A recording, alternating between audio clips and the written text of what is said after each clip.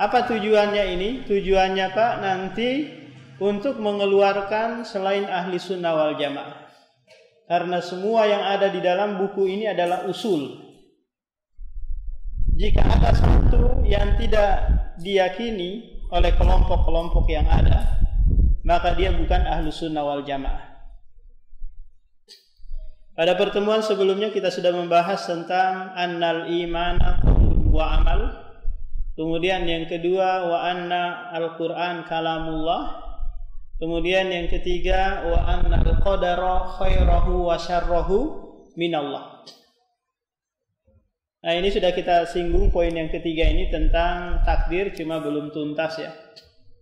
Di mana kita sebutkan pada pertemuan sebelumnya bahwa takdir itu adalah sirrullah, rahasia Allah, yang kita tidak boleh banyak bertanya atau menanyakan kenapa ini terjadi. Tampak karena suatu rahasia nggak boleh ditanya-tanya. Kenapa ya saya kena musibah terus tahun ini? Kenapa ya istriku meninggal dunia? Kenapa nggak tetangga aja, istri tetangga aja dulu meninggal dunia? Kenapa ya aku aja yang hidupku susah? Surat-suratku lainnya orang kaya-kaya semua. Paham? Jangan. Kalau Anda merasa enggak musibah, maka Anda hanya bersabar. Enggak usah nanya-nanya. Karena itu akan berujung pada ingkarul qadar. Nah, permasalahan qadar ini permasalahan yang sangat penting, Pak.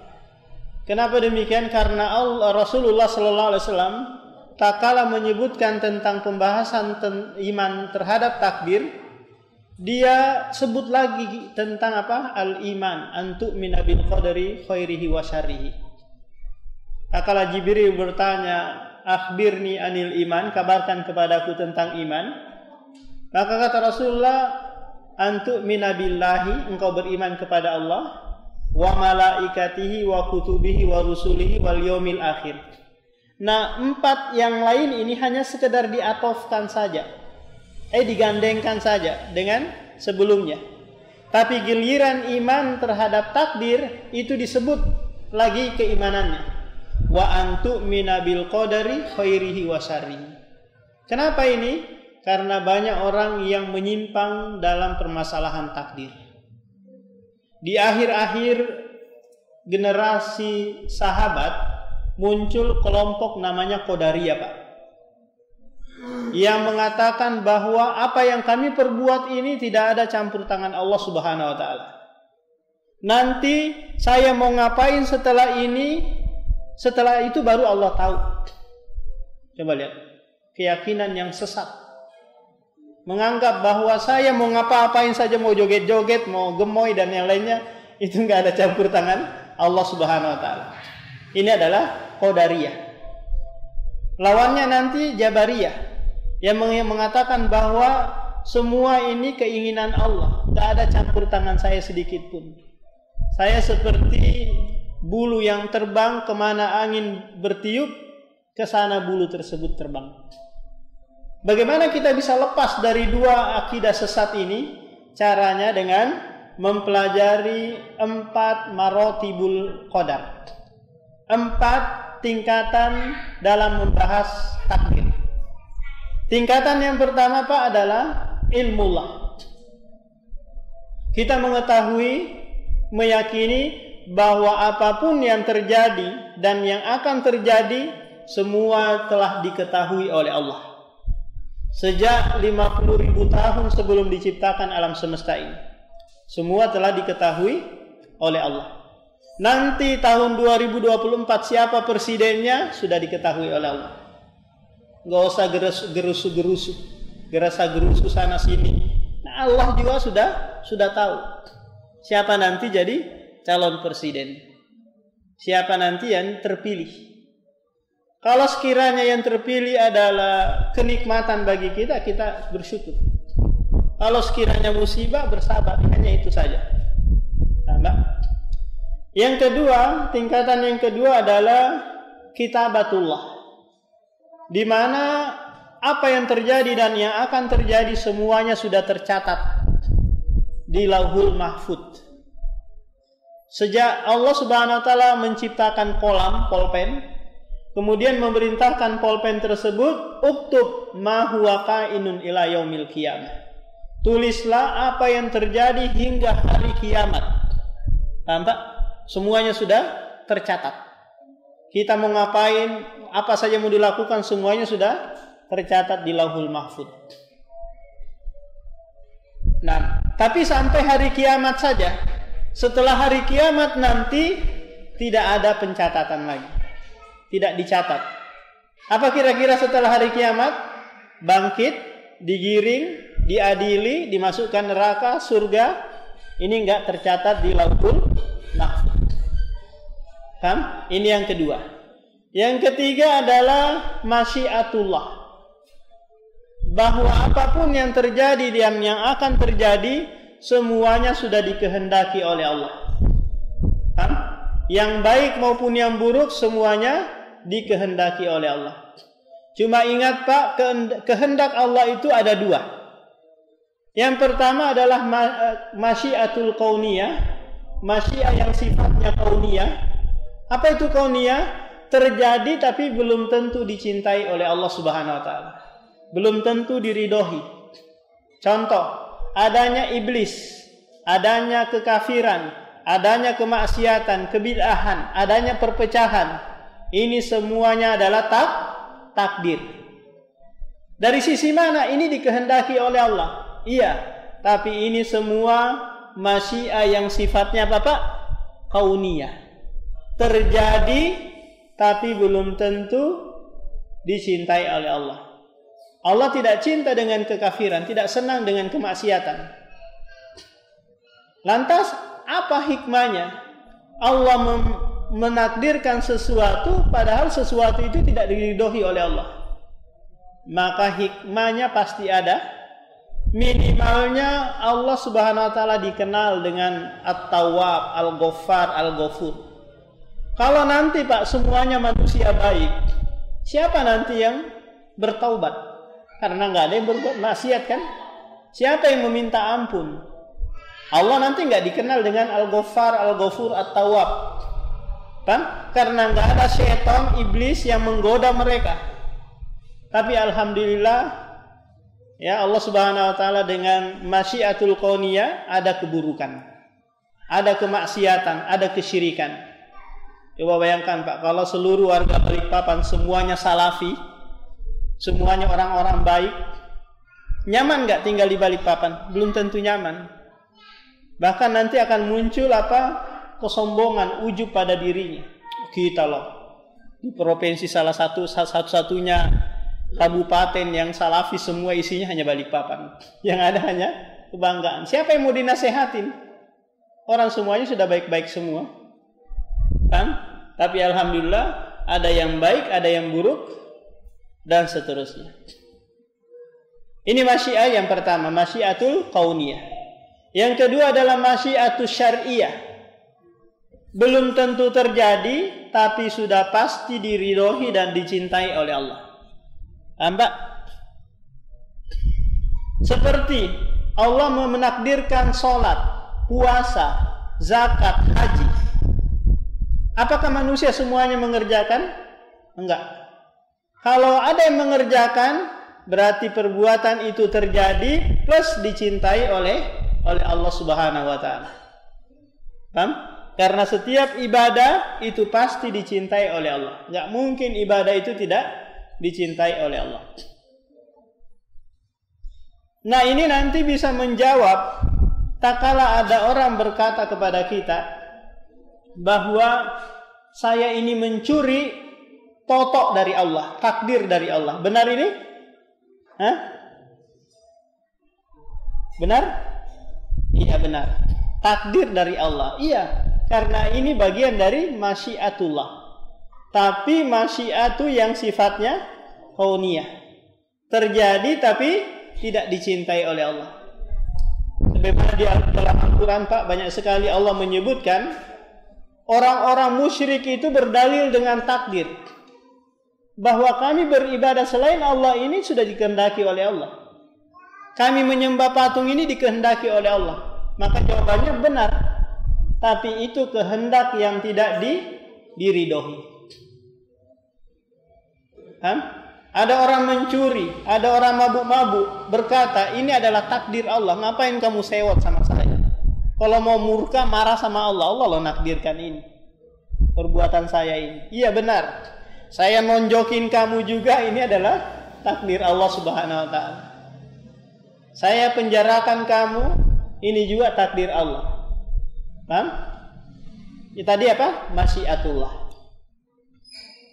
Ingat bahwa Allah subhanahu wa ta'ala menyandarkan kepada kita ini Pak, bahwa kita itu punya masyiah, kehendak. Allah berfirman di akhir surah At-Takwir, wa ma tasha'una illa ayyasha Allahu rabbul alamin. Apa saja yang kalian kehendaki wahai manusia, itu adalah kehendaknya Allah. Berarti kita ini punya masyiah, punya kehendak. Mau ke surga, mau ke neraka, mau bahagia, mau sengsara, mau sakit, mau sehat, hidup ini adalah pilihan. Paham? Hidup ini adalah pilihan. Mau milih sesat, mau milih petunjuk, mau milih sakit, mau milih sehat, terserah lu, terserah Anda. Paham? La ikraha fiddin, tidak ada paksaan dalam agama. Tidak ada paksaan dalam agama. Nah, kalau kita punya kehendak berdasarkan ayat tadi itu, ini sekaligus bantahan bagi Jabariyah yang mengatakan bahwa manusia itu tidak punya kehendak. Paham? Semua yang dia lakukan semua dikontrol oleh Allah. Nggak ada pilihan. Saya mau kafir, ini pilihan Allah. Paham? Saya mau baik, ini pilihan Allah. Enggak, kita punya apa Pak? Pilihan.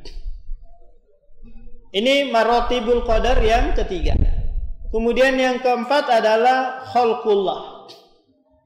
Bahwa apapun yang terjadi dan yang akan terjadi, semuanya diciptakan oleh Allah subhanahu wa ta'ala. Paham ini? Kita nanti mau pulang, mau makan, mau ngapain, mau istirahat, itu adalah khalqullah, ciptaan Allah. Dari sisi apa nih ciptaan Allah? Bukankah perbuatan itu terwujud Pak, kalau dipenuhi oleh dua faktor? Apa itu? Ada kekuatan dan ada keinginan. Kan? Betapa banyak orang punya kekuatan di luar sana, tukang-tukang itu punya kekuatan, tapi nggak ada keinginan untuk sholat. Kan? Nggak ada keinginan untuk sholat. Betapa banyak di sana orang sakit kepengen sholat di masjid, tapi nggak punya kekuatan. Nah, adanya orang melaksanakan ibadah karena ditopang oleh dua hal ini. Apa itu? Keinginan dan kekuatan. Keinginan dan kekuatan ini diciptakan oleh Allah Subhanahu wa ta'ala. Paham? Huwa khaliqul amr. Dialah yang menciptakan segala sesuatu. Allahu khaliqu kulli syai'. Allah menciptakan segala sesuatu. Nah, kalau kita sudah yakini ini Pak, marotib yang keempat ini, bahwa semua perbuatan ini diciptakan oleh Allah, ini membantah akidah Qadariyah yang meyakini bahwa perbuatan saya nggak ada campur tangannya Allah Subhanahu wa ta'ala. Perbuatan manusia nggak ada campur tangannya Allah.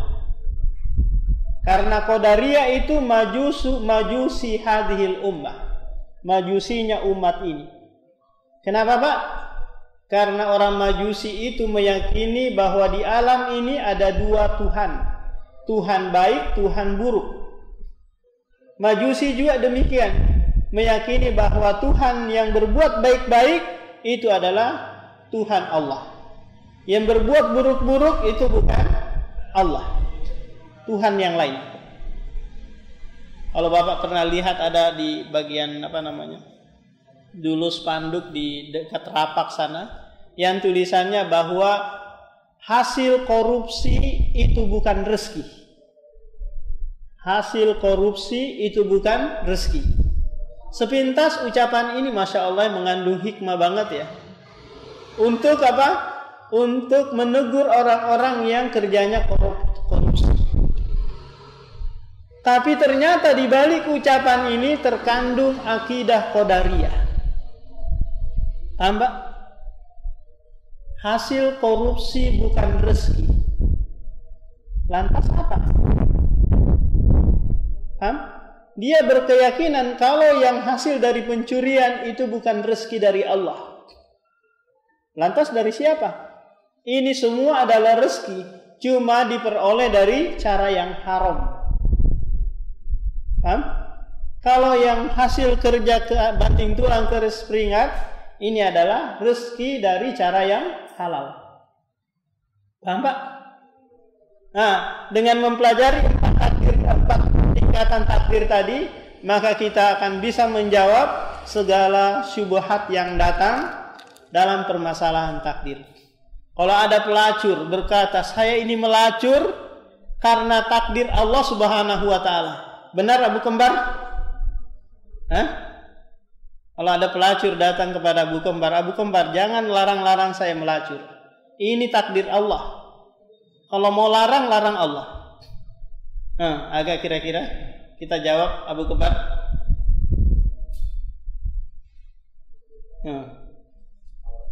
Salah. Bagaimana jawabannya? Enggak, dia berdalil dengan takdir ini untuk mendukung perbuatannya, bahwa perbuatan saya benar-benar aja, nggak ada masalah. Ini takdir Allah. Nah, gimana cara menjawabnya, Bu Kembar?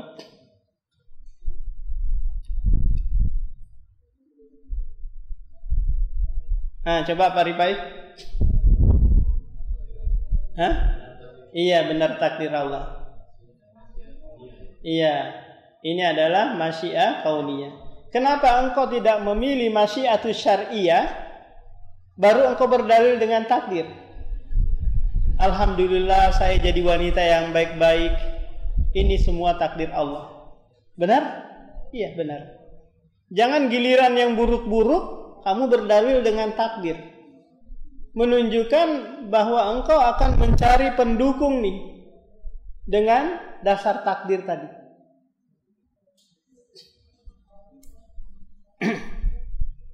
Nah, ini permasalahan tentang apa, Pak? Tentang takdir. Sekarang baca Abdul Fikar masuk ke poin yang keempat. Wa khairu hadhihi ummati ba'da nabiyha Abu Bakr as-Siddiq, thumma Umar bin Khattab, thumma Utsman bin Affan, thumma Ali bin Abi Thalib radhiyallahu anhum. Wa hum al-khulafa ar-rasyidun al-mahdiyun. Nah, poin yang keempat ini penulis mengatakan wa khairu hadhil ummati ba'da nabihi Abu Bakar, summa Umar, summa Utsman, summa Ali. Sebaik-baik umat, umat Islam setelah Nabi Muhammad SAW, setelah meninggalnya, karena yang terbaik adalah Nabi kita. Allah Subhanahu Wa Taala mengkhitab para sahabat, kuntum khaira ummatin ukhrijat linnas. Kalian adalah sebaik-baik umat yang pernah dimunculkan di muka bumi ini. Paham, Pak? Nah, yang terdepan, yang paling utama adalah Muhammad SAW.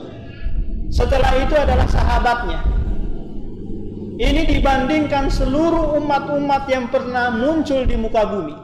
Apakah itu Musa dengan sahabatnya, Isa dengan sahabatnya. Yang terbaik adalah Muhammad dan sahabatnya.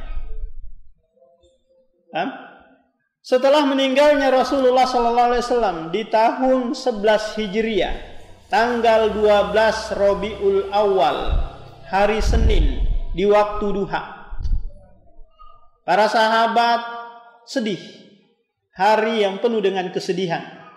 Sampai Umar bin Khattab mengatakan, siapa yang mengatakan Rasulullah meninggal dunia, saya penggal lehernya, karena enggak mau kehilangan kekasihnya. Akan tetapi Abu Bakar yang paham benar firman Allah, innaka mayyitun wa innahum lamayyitun, bahwasanya engkau Muhammad akan meninggal dunia sebagaimana mereka meninggal dunia. Lantas Abu Bakar naiklah berkhutbah untuk menenangkan sahabat. menenangkan apa? Sahabat yang khutbahnya seharusnya ditulis dengan tinta emas. Apa itu? Apa kata Abu Bakar radhiyallahu an?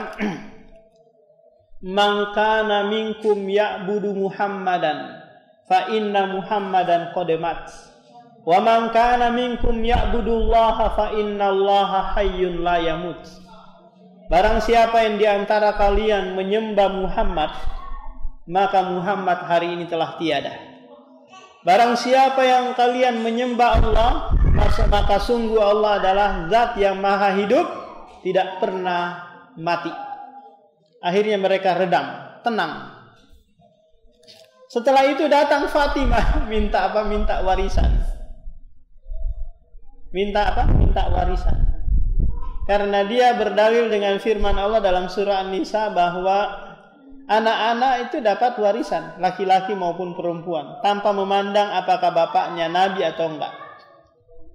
Ternyata Abu Bakar paham bahwa para nabi lam yuwarrisu dinaron wala dirhama, bahwa nabi itu tidak mewarisi dirham dan dinar, tapi mewarisi ilmu. Faman akhadahu akhadha bi akhdin wahid. Barang siapa yang mengambilnya, maka dia mengambil dengan bagian yang banyak. Nah, setelah meninggal dunia, para sahabat bermusyawarah mengangkat Abu Bakar menjadi khalifah pertama. Apa itu khalifah, Pak? Khalifah itu adalah pengganti. Yang sifat khalifah itu regenerasi. Dia silih berganti, itu namanya apa? Khalifah. Sebagaimana Allah sebutkan di surah Al-Baqarah ayat 30. Inni ja'ilum fil ardi khalifah. Sesungguhnya aku akan menjadikan di bumi ini khalifah. Ai manusia yang punya generasi-generasi, turun-temurun. Bukan khalifah maknanya pengganti Allah di muka bumi, bukan. Ada orang salah menafsirkan bahwa manusia ini khalifatullah fil ard, pengganti Allah di muka bumi. Ini salah paham. Nah, khalifah yang pertama adalah Abu Bakar. Siapa namanya Budul Fikar? Namanya Abu Bakar. Niga senna? Abdurrahman bin Auf.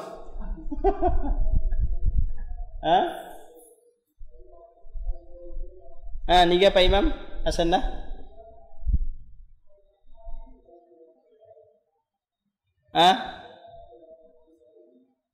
Arifai Al-Rufai. Namanya adalah Abdullah bin Utsman Abu Kuhafah. Abdullah bin Utsman. Dia enggak terkenal dengan namanya, tapi terkenal dengan kunyanya. Sama dengan Abu Hurairah. Jarang kita kenal siapa namanya Abu Hurairah. Namanya itu adalah Abdurrahman bin Sakhrin. Ada 20 nama diperselisihkan oleh ulama. Ada yang mengatakan Abdus Syams dan yang lainnya. Ada 20. Ibnu Hajar menyebutkan dalam Fathul Bari. Jadi kadang orang itu terkenal dengan apa, Pak? Kunyanya. Tidak terkenal dengan namanya. Jadi Abu Bakar diangkat menjadi khalifah karena memang ada isyarah-isyarah dari Rasulullah. Tak kala Rasulullah salat terakhir mengimami para sahabat di malam Kamis 4 hari sebelum Rasulullah meninggal dunia. Malam Kamis pas salat maghrib, Pak. Rasulullah itu mengikat kepalanya mengimami para sahabat, saking demam yang tinggi, pusing yang berat karena racun menggerogoti tubuhnya. Di tahun ke-7 Hijriah, wanita Yahudi memasukkan racun ke dalam daging kambing yang akan mau disantap oleh Rasul. Nah, racun ini terasa di akhir-akhir umur Rasulullah. Nah, setelah itu mengimami sholat maghrib. Kemudian selesai sholat maghrib langsung Rasulullah istirahat, pingsan dia di rumahnya. Kemudian terbangun, apa yang dia ucapkan, Pak? As-shollan nas, apakah manusia sudah sholat? Kata istri-istrinya, la hum yantadiruna, mereka menunggu. Akhirnya Rasulullah minta air agar disiram kepalanya biar agak kurang demamnya. Ternyata setelah itu dia apa? Pingsan lagi. Sampai 3 kali seperti ini. Kemudian setelah itu Rasulullah merasa nggak sanggup nih jalan ke masjid. Kata Rasulullah, muru bi Abi Bakrin ayyusolli bin nas. Perintahkan Abu Bakar untuk mengimami manusia sholat isya. Setelah itu Rasulullah nggak bisa lagi mengimami para sahabat. Nah, ini pertama kali Abu Bakar menjadi imam semasa Rasulullah hidup. Kemudian setelah itu Abu Bakar 17 kali mengimami sahabat sholat.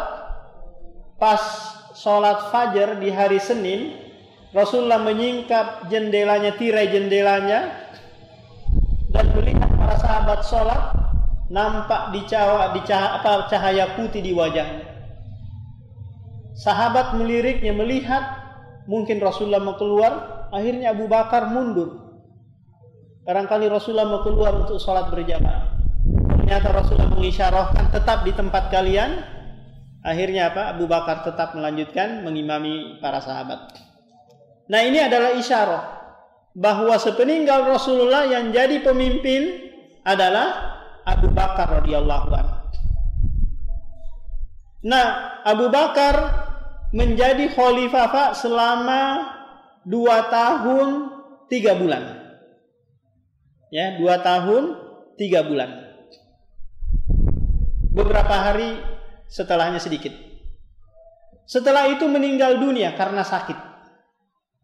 Kemudian diisyarahkan oleh Abu Bakar agar yang menjadi pemimpin setelahnya nanti adalah Umar bin Khattab. Naiklah Umar bin Khattab menjadi khalifah, di mana disinilah masa-masa kejayaan Islam. Karena banyaknya kota-kota yang dibuka di zaman Umar bin Khattab.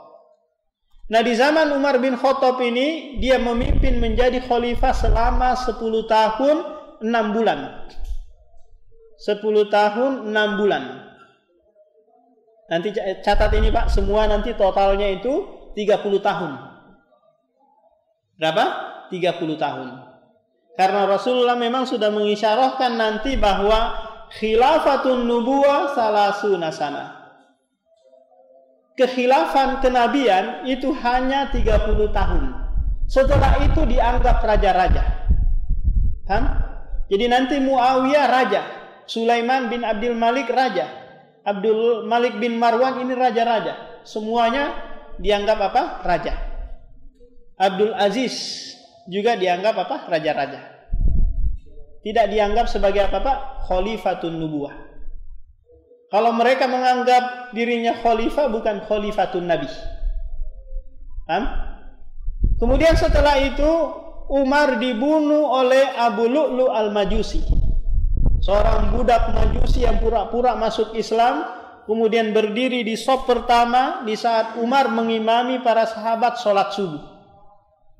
Kemudian setelah itu ditusuk punggungnya, perutnya berkali-kali Umar bin Khattab sampai terjatuh mengeluarkan darah yang begitu banyak. Kemudian bertahan beberapa hari gitu. Akhirnya Umar bin Khattab meninggal dunia. Dan Umar bin Khattab tidak mengisyarahkan siapa jadi khalifah setelahnya. Kemudian berkumpullah ashabus syura dari kalangan orang-orang yang dijamin masuk surga. Sa'ad bin Abi Waqqas, Sa'id bin Zaid, Talha, Abdurrahman dan yang berkumpul bermusyawarah untuk mengangkat khalifah. Diangkatlah Utsman bin Affan yang terkenal dengan apa? Dzunuraini, pemilik 2 cahaya, karena menikahi 2 putri Rasulullah sallallahu alaihi wasallam. Siapa? Ummu Kulsum sama Ruqayyah, anak Ustadz Komari ya. Kemudian setelah itu Utsman bin Affan menjadi khalifah selama 12 tahun kurang 9 hari. 12 tahun kurang 9 hari. Siapa ini? Abu Dzulfikar? Siapa?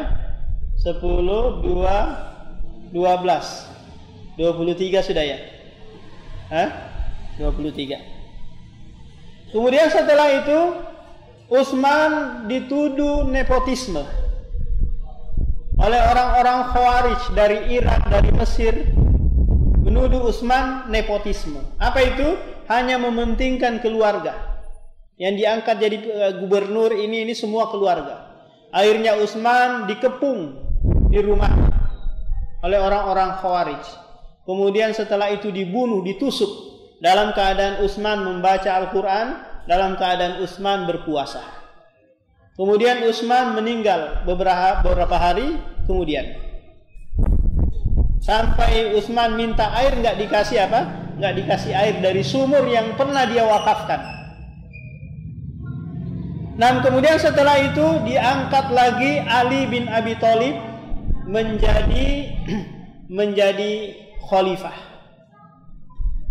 Sepupu Rasulullah sekaligus menantunya dari putrinya siapa? Fatimah.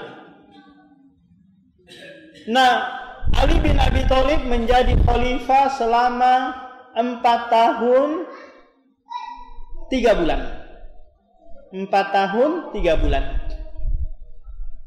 Kemudian setelah itu Ali bin Abi Thalib dibunuh oleh Abu Miljam, seorang Khawarij, ditusuk dengan berbagai tusukan. Akhirnya Ali bin Abi Thalib meninggal dunia. Kemudian setelah itu tampuk kekuasaan dialihkan kepada putranya, yaitu Al-Hasan ibnu Ali. Ibnu Ali Hasan ini menjadi khalifah selama 6 bulan. Kemudian setelah itu menyerahkan kekuasaan kepada Muawiyah yang ada di Syam. Paham tak? Karena memang Rasulullah mengisyarahkan bahwa cucuku ini nanti yang akan menyatukan 2 kelompok mukmin yang sedang bertikai antara kubu Ali dan kubu Muawiyah. Terjadi perang besar Pak di Siffin. Karena Ali pendapatnya beda, Muawiyah pendapatnya beda setelah meninggalnya Utsman. Kata Ali, angkat dulu pemimpin baru cari pembunuhnya Utsman. Kata Muawiyah yang dari Syam mengatakan cari dulu pembunuhnya baru diangkat pemimpin. Paham? Ini dua ijtihad yang berbeda. Kemudian masuklah Khawarij di tubuhnya Ali, kemudian di kubu juga Muawiyah, terjadilah perang besar. Tapi Rasulullah mengisyarahkan bahwa kubu Ali yang menang. Karena Rasulullah mengatakan bahwa Ammar bin Yasir ini akan dibunuh oleh kelompok yang bagi, yang melampaui batas. Sementara Ammar bin Yasir berada pada kubu Ali bin Abi Thalib. Paham Pak? Siaga nih totalnya kira-kira 2 tahunnya dulu kita hitung ya. 2 tambah 10 tambah 12 tambah 4 siaga 28. Sekarang bulannya kita hitung. 3 bulan tambah 6 bulan tambah 6 bulan tambah 3 bulan tambah 6 bulan. Siaga kira totalnya? Hah? 3 tambah 6 3 tambah 9 tambah 3 tambah 6 24. Hah? Berarti 2 tahun. Jadi pas. Khilafatun nubuwah salasuna sana. Kekhilafan Nabi 30 tahun. Ini adalah al-khulafa'ur rasyidin yang Rasulullah memerintahkan kepada kita, alaikum bisunnati wa sunnatil khulafa'ir rasyidin. Hendaknya kalian berpegang kepada sunnahku dan sunnahnya khulafa'ur rasyidin. Khilafah yang telah mendapatkan petunjuk. Apa-apa saja yang dilakukan oleh khalifah ini, maka itu adalah sunnah yang patut diikuti. Contoh Pak, di zaman Umar itu ditingkatkan hukuman bagi peminum khamr jadi 80 kali cambukan. Padahal di zaman Rasulullah sama Abu Bakar itu hanya 40 kali cambukan. Berarti ini juga sunnah, paham? Di zaman Abu Bakar, di zaman Rasulullah, di zaman Umar, azan itu hanya satu kali, azan Jumat. Paham? Azan Jumat itu hanya satu kali. Tidak ada azan dua kali. Di zaman Utsman ada azan dua kali. Tapi azan yang pertama itu di pasar. Untuk mengingatkan orang-orang di pasar bersiap-siap untuk sholat Jumatan. Paham Pak? Ini adalah sunnah yang dilakukan oleh Utsman bin Affan. Di zaman Utsman ada namanya pengumpulan Al-Quran. Dijadikan satu mushaf. Setelah itu lembaran-lembaran yang lain dibakar. Agar kaum muslimin pegangannya hanya satu mushaf. Ini tidak terjadi di zaman Abu Bakar, Umar, apalagi di zaman Rasulullah. Tapi ini adalah sunnah. Apa maksudnya kita pelajari ini Pak? Agar nanti kita tidak jadikan ini sebagai bid'ah hasanah. Untuk mendukung maulid Nabi, tahlilan dan yang ini sebagai apa? Bid'ah hasanah. Ini adalah sunnah. Karena Rasulullah bersabda, "Alaikum bisunnati wa sunnatil khulafa'ir rasyidin." Saya ada waktu Pak? Berapa menit lagi? Coba baca Bu Pak Ipa Ketua. Poin yang kelima.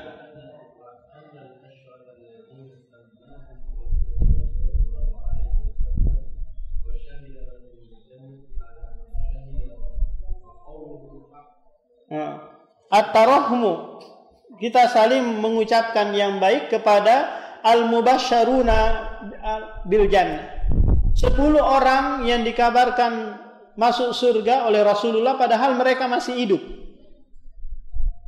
4 sudah berlalu. Apa itu? Abu Bakar, Umar, Utsman dan Ali. Nah, tinggal yang 6-nya ini disebutkan dalam satu bait syair, Sa'idun wa Sa'dun wa Ibnu Aufin wa Talhatu wa Amiru Fihrin wa Zubairil Mumaddahu. Yang pertama Ibnu Ubaidillah. Yang kedua adalah Sa'id ibnu Zaid. Ini sepupu satu kali Umar bin Khattab. Karena Sa'id ini adalah ibnu ammihi, putra dari paman Umar. Agak senaro? Anak paman kita namanya apa? Sepupu satu kali. Kemudian yang ketiga adalah Sa'du ibnu Abi Waqqas, saudara dari Utbah bin Abi Waqqas. Kemudian yang keempat adalah Abdurrahman ibnu Auf, Goni sahabat, orang kayanya sahabat. Kemudian yang kelima adalah Abu Ubaidah ibnul Jarrah, namanya adalah Amir ibnu Abdillah ibnul Jarrah. Kemudian yang terakhir adalah Zubair ibnu Al-Awwam, Hawari penolong Rasulullah sallallahu alaihi wasallam. Apanya Aisyah ini? Karena Zubair itu nikah dengan Asma bintu Abi Bakar. Iparnya Aisyah ya. Aisyah nikah dengan Rasulullah. Apa namanya ini? Malago ya. Zubair ibnul Awam. Jadi keenam ini disebutkan dalam satu hadis plus yang 4 itu. Abu Bakar fil jannah, Umar fil jannah, Utsman fil jannah, Ali fil jannah, Zubair fil jannah, Talha fil jannah, Abdurrahman bin Auf fil jannah, Sa'd bin Abi Waqqas fil jannah, Sa'id fil jannah, Zubair fil jannah. Luar biasa. Ini adalah mubasysyiruna bil jannah. Orang-orang yang masih hidup tapi sudah dikabarkan surga. Maka ke-10 orang ini kita tidak boleh mencelahnya, tidak boleh memaki-makinya, sebagaimana yang dilakukan oleh Rawafid, orang-orang Syiah dan Nawasib dari kalangan Khawarij. Mereka menghabisi, mengkafirkan Abu Bakar, Umar, Utsman dan yang lainnya, kecuali Ali bin Abi Thalib, Salman Al-Farisi, kemudian Miqdad ibnul Aswad. Hanya 3 ini saja yang tidak dikafirkan oleh orang-orang Syiah. Semuanya dikafirkan.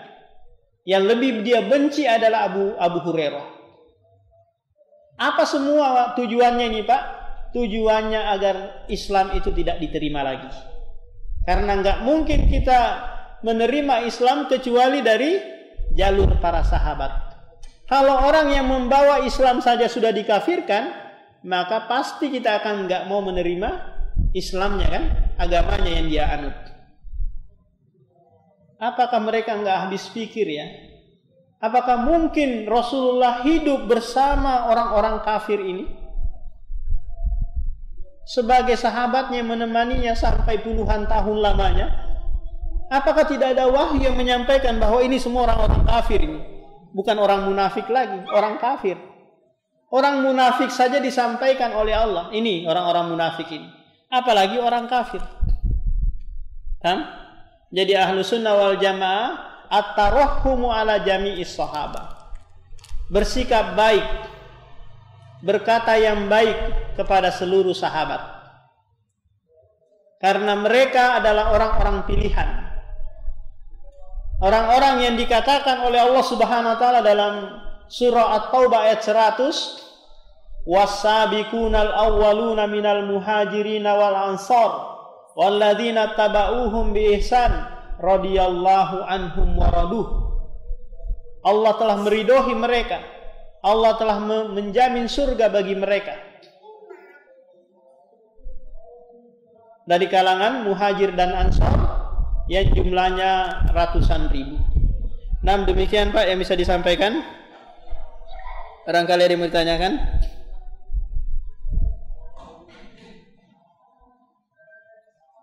Silakan Pak.